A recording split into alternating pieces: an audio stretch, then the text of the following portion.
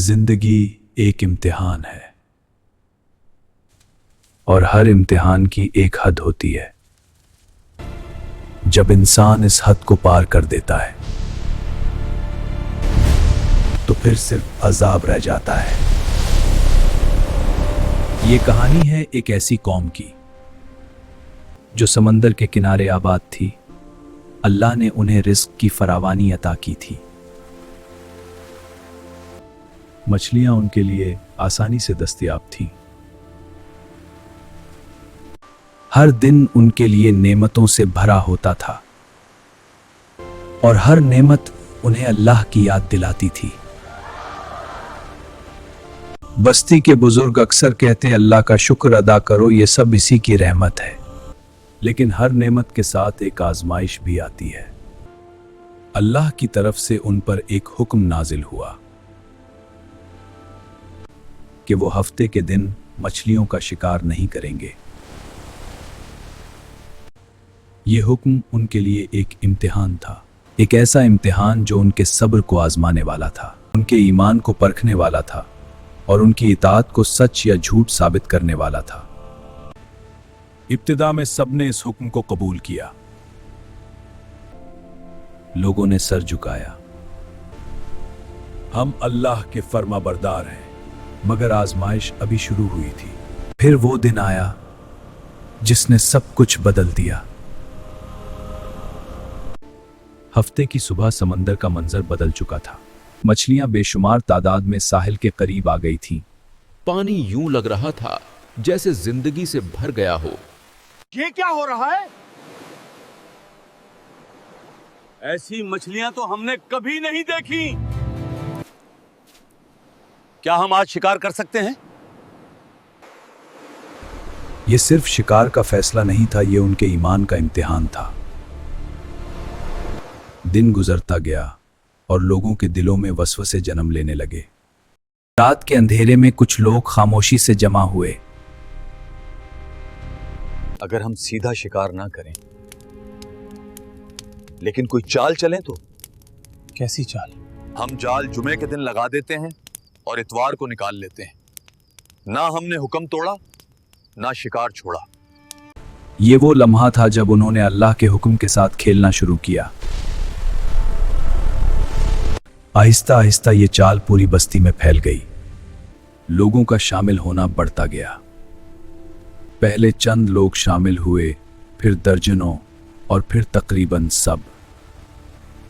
सिर्फ कुछ लोग थे जो इस नाफरमानी को देखकर तड़प उठते थे। वो उन्हें रोकते, समझाते हैं, ये धोखा है, तुम अल्लाह को धोखा नहीं दे सकते। लेकिन जवाब में हंसी आती। हमने कौन सा सीधा शिकार किया है? हम तो सिर्फ अकल इस्तेमाल कर रहे हैं। कुछ लोग खामोश रहे। उन्होंने ना खुद गुनाह किया और ना ही किसी को रोकने की कोशिश की। और यूं एक बस्ती 3 हिस्सों में बंट गई। एक वो थे जो खुलेआम गुनाह कर रहे थे, एक वो जो उन्हें रोकने की कोशिश कर रहे थे,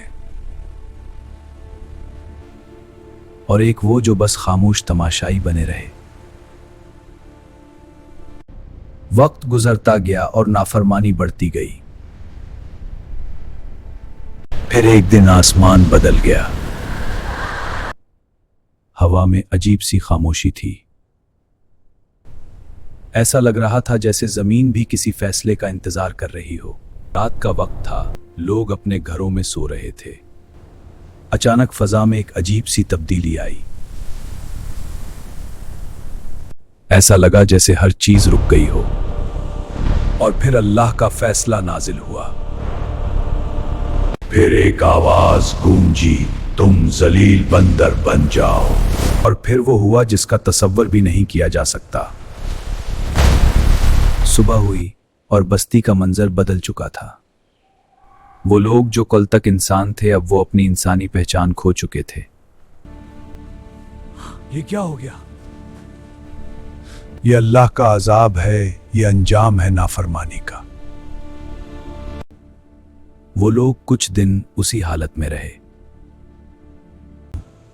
फिर एक एक करके सब खत्म हो गए। यही अंजाम होता है जब इंसान अल्लाह को भूल जाता है।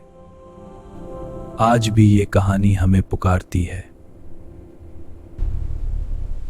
ये सिर्फ एक कौम का वाकया नहीं, ये हर उस इंसान के लिए पैगाम जो अल्लाह के हुक्म को चालाकी से बदलने की कोशिश करता है। सोचो, कहीं हम भी तो अपनी जिंदगी में अल्लाह के अहकाम को अपनी मर्जी के मुताबिक तो नहीं ढाल रहे? कहीं हम भी तो ऐसे रास्ते नहीं ढूंढ रहे जो बज़ाहिर दुरुस्त लगे लेकिन हकीकत में नाफरमानी हो? याद रखो, अल्लाह को धोखा नहीं दिया जा सकता। वो दिलों के राज जानता है,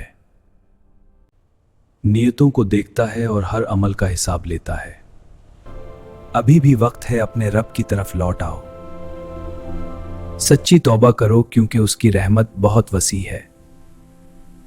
लेकिन अगर इंसान अपनी हद भूल जाए तो उसका अंजाम भी सख्त हो सकता है। ये कहानी खत्म नहीं हुई। ये हर दिन हर इंसान की जिंदगी में दोबारा लिखी जा रही है।